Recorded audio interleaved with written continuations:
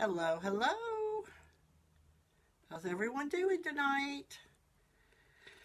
Oh, we had a really hot day here, but no rain, so that's been a relief.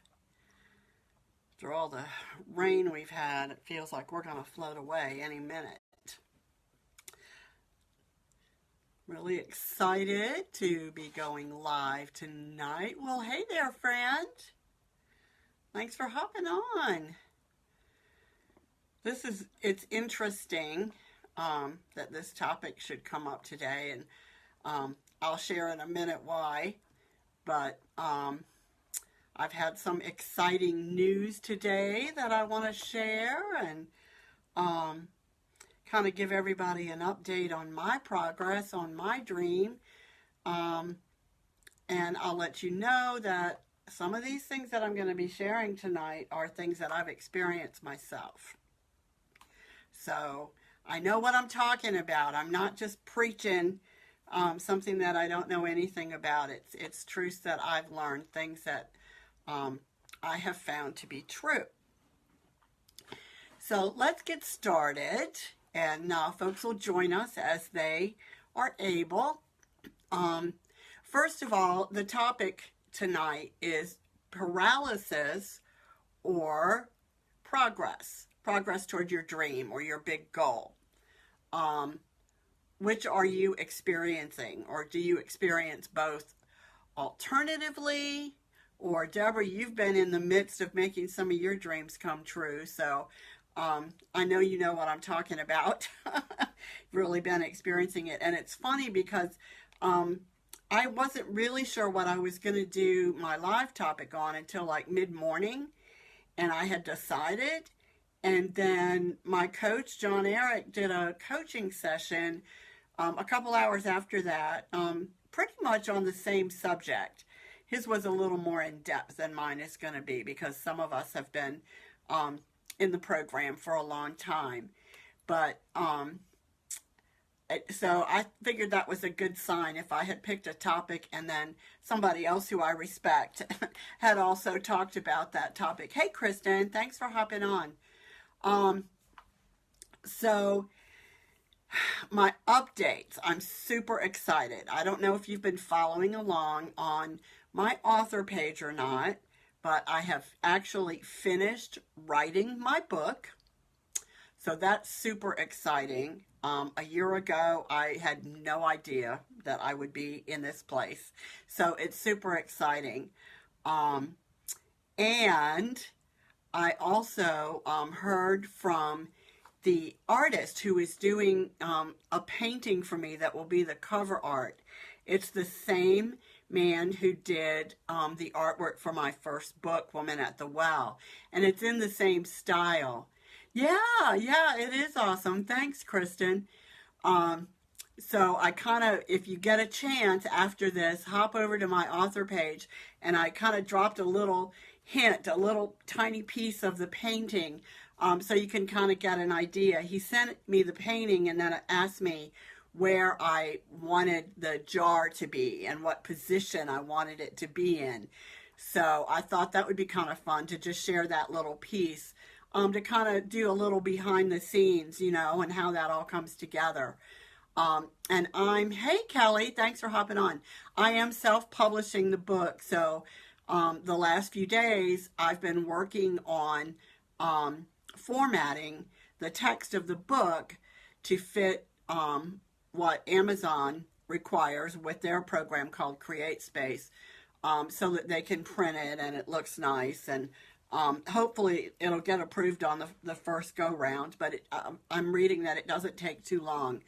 So, and now that I have the cover art, he's actually going to ship it Friday. And so I should have it, this time next week for sure. And then I can, snap the photograph and upload it. And I should be getting the book approved and ready to roll there pretty soon. Now I've got a whole bunch of fun things going on between now and the launch of the publication of the book. So stay tuned. Check on my author page, but check back here too.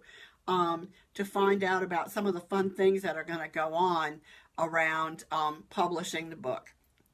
So that's enough about me. I hope everybody's had a great Monday. And so let's jump right into the topic tonight. Paralysis or progress?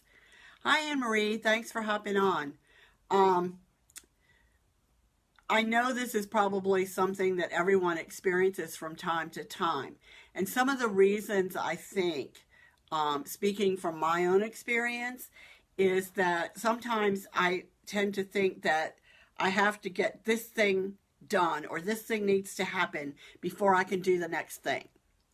And that was one of the best trainings that I had in the Dream Coach program that I was in, that things don't always go linearly. So you make your plan, you decide what your big goal is, and then maybe you even break it out into smaller pieces, and you get to a point where things kind of come to a stop because of whatever reason.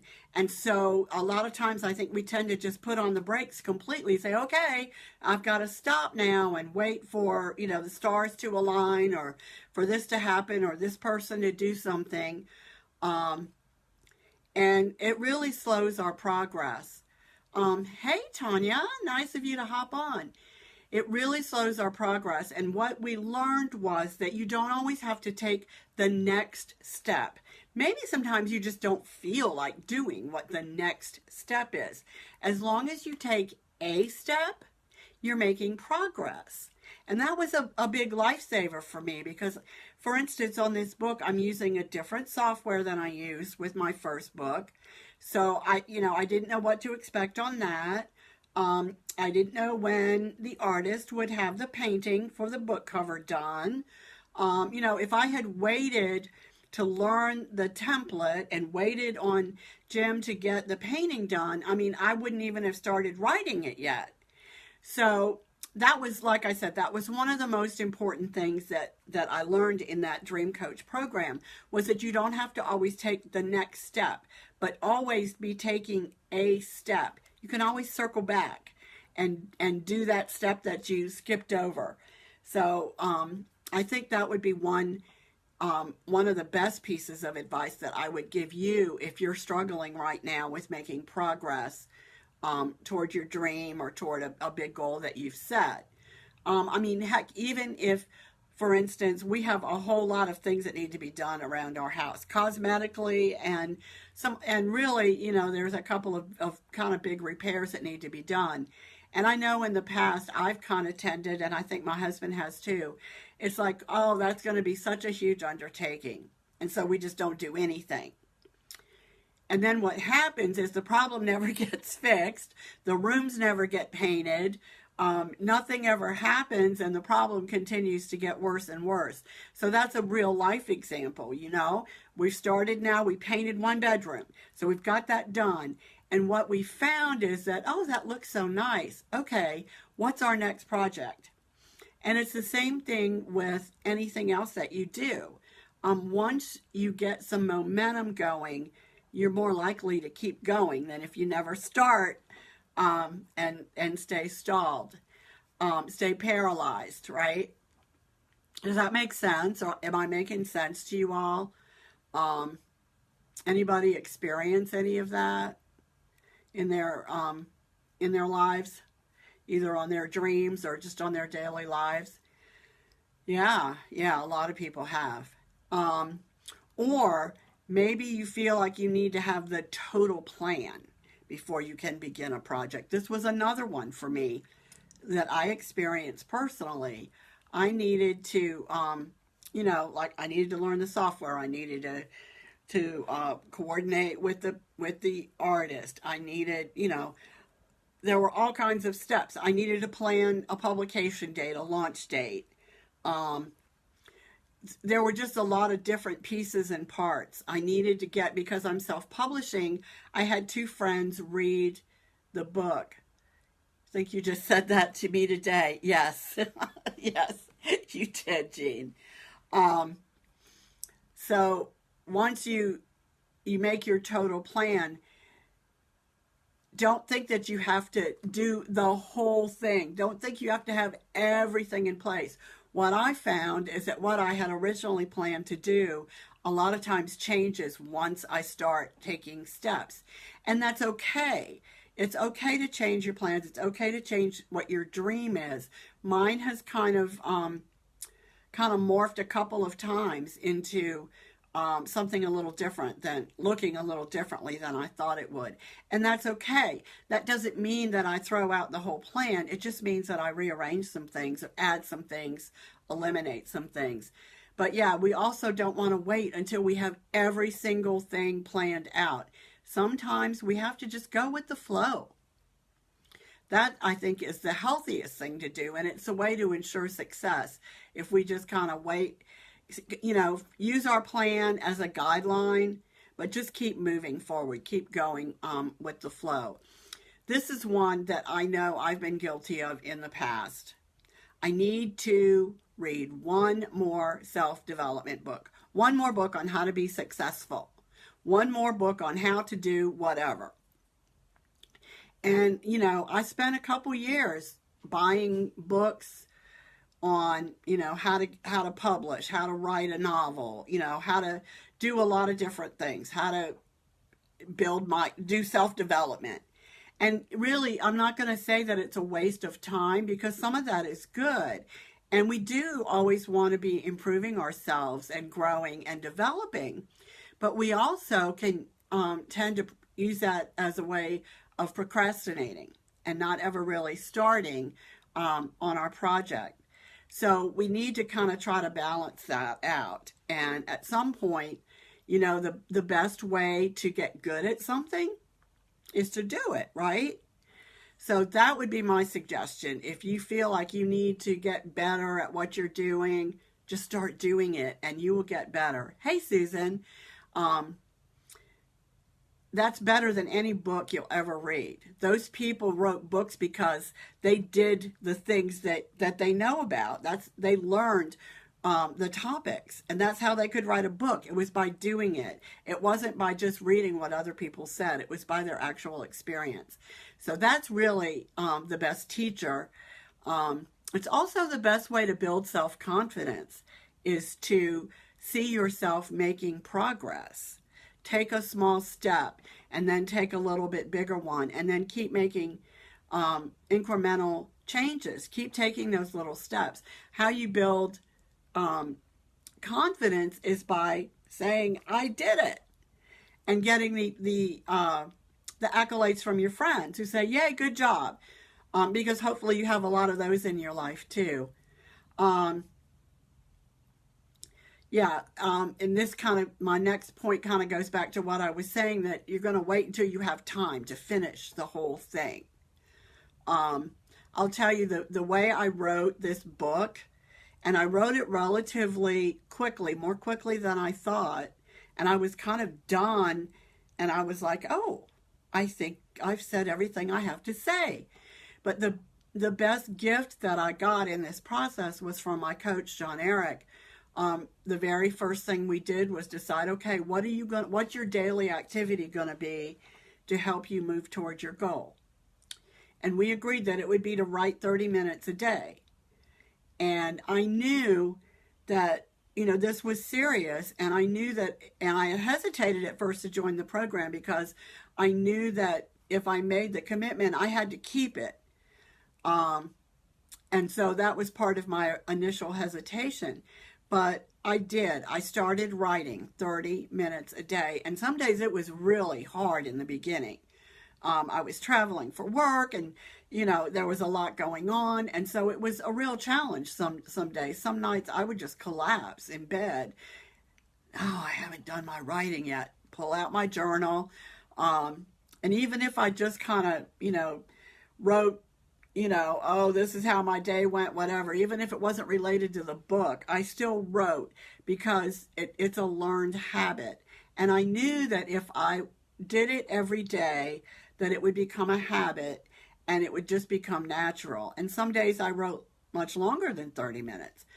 A couple days I had the luxury on the weekends of having like an entire afternoon to myself, and that was a real treat.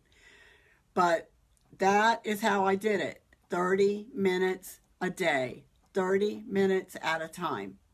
And I don't think I could have done it without that discipline early on, but without that level of performance and progress that was manageable. You know, if I'd said, oh, I have to write 4 hours a day, well, nothing else in my life would have happened. And I don't think I would have kept up that pace very long.